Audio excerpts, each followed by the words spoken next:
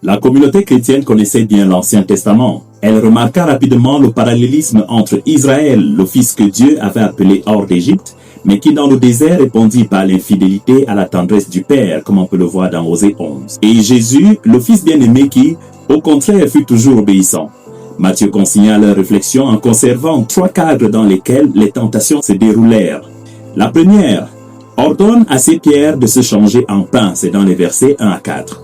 On ne peut pas vivre sans pain. Manger est l'un des verbes les plus utilisés dans la Bible. Il apparaît d'ailleurs 910 fois dans l'Ancien Testament. Cela montre à quel point il est important pour Dieu que chaque personne ait à manger.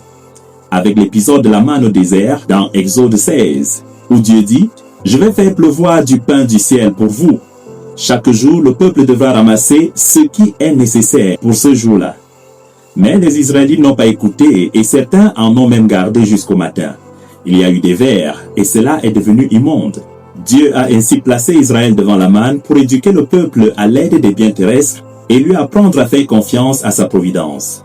Dieu voulait sauver son peuple de la frénésie du désir de posséder des richesses et d'accumuler de la nourriture en lui apprenant à contrôler sa cupidité. Mais le peuple a échoué. La séduction des biens de ce monde est presque irrésistible. Il est difficile de se contenter du pain quotidien pour permettre à chacun d'avoir de quoi vivre. Jésus a été tenté d'utiliser son pouvoir pour produire du pain pour lui-même.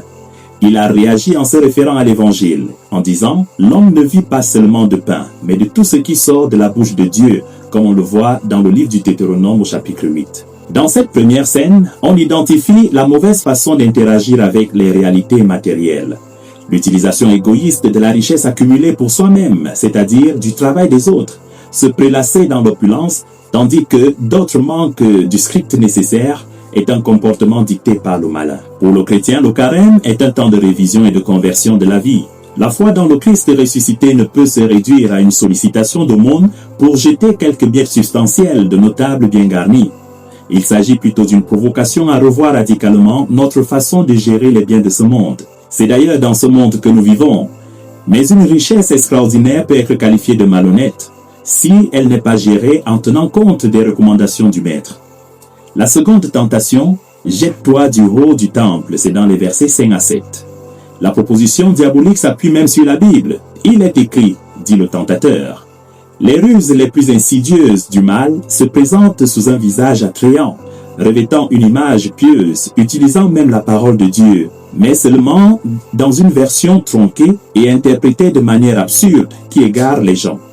Le but ultime du mal n'est pas de provoquer un affaiblissement moral, une fragilité ou une faiblesse, mais de saper toute relation avec Dieu. Cela est atteint lorsque, dans l'esprit des gens, le doute jette une ombre sur les questions de savoir si le Seigneur tient ses promesses ou non. Les gens interprètent mal sa parole qui assure la protection au lieu de se méfier et de se demander s'il abandonne ceux qui lui ont fait confiance dans les moments critiques. Le besoin d'exiger une preuve découle de ce doute. Dans le désert, le peuple d'Israël, épuisé par la soif, a succombé à cette tentation et s'est exclamé « Le Seigneur est-il parmi nous ou non ?» C'est dans Exode 17. Ils ont exigé un signe de Dieu. Israël a mis Dieu au défi pour voir s'il l'aimait vraiment. Chaque personne éprouve des doutes similaires. Chaque personne doit faire face à cette tentation. Nous cédons d'ailleurs à cette tentation chaque fois que nous exigeons des signes de l'amour de Dieu. Dans chaque situation, heureuse ou douloureuse, nous ne le prions pas pour obtenir des privilèges ou lui demander de changer ses plans ou de les adapter aux nôtres. Mais nous prions pour que ces plans nous donnent la lumière et la force de sortir plus mûrs de chaque épreuve. Nous ne devons pas d'ailleurs nous attendre à ce que Dieu nous traite différemment de son Fils bien-aimé. La troisième tentation. Je te donnerai toutes ces choses si tu te prosternes et m'adores. C'est dans les versets 8 à 11. C'est la tentation du pouvoir, de la domination sur les autres. La soif de pouvoir est si forte que même les pauvres sont tentés d'exercer leur autorité sur les plus faibles. Jésus n'avait pas le talent nécessaire pour prospérer dans les affaires mondaines, pour gravir tous les échelons du pouvoir religieux et politique. Il était intelligent, lucide et courageux. Il charmait les foules. Il aurait certainement réussi, mais à une condition, qu'il adore Satan, c'est-à-dire qu'il se conforme aux principes de ce monde, qu'il entre en compétition, qu'il recourt à la force et à l'oppression, qu'il s'allie aux puissants et qu'il use leurs méthodes. Il a fait le choix inverse, il s'est fait serviteur.